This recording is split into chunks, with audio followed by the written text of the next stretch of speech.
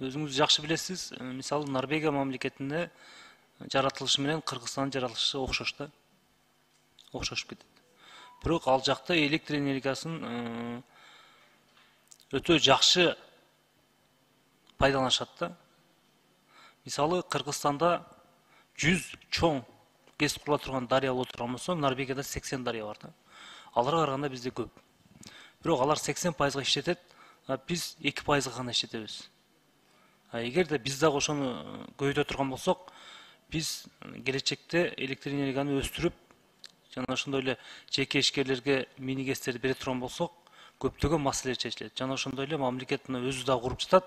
Келечекте ушундай чоң ГЭСтерден 4-5ти кура турган болсо, биздин элге да пайда болот, мамлекетке да пайда болот. Ошол учурда мына майнинг компаниялары иштесе болот да. Азыркы күндө дагы мыйзамда бар, өзүңүз билесиз, эгерде кимде ким өзү мини ГЭС куруп иштете турган болсо, мамлекетке 3 сом 50 тыйын, 3 сом 70 тыйын канчадан алат мамлекет? Сатып алат. 3 сом 50 тыйындан сатып алып, кайра иштете турган завод, фабрикасы барларга 5 сомдон сатат. Бул жерде мамлекет пайда көрүп атат. Ошонун бирге эле майнинг иштеткендерге дагы мамлекет сата турган болсо пайда көрөт да.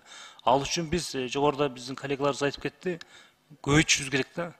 ГЭСтерди уруксатты көп берип, анан ошо ГЭС курам дегендерге, мини ГЭС курам дегендерге биз сөзсүз түрдө мамлекет жардам беришибиз керек. Чын-чынына биз өндүрүшкө да кирет да, ал мындай карагандачы. Себеби өзүбүздүн элге дагы пайдасы болот.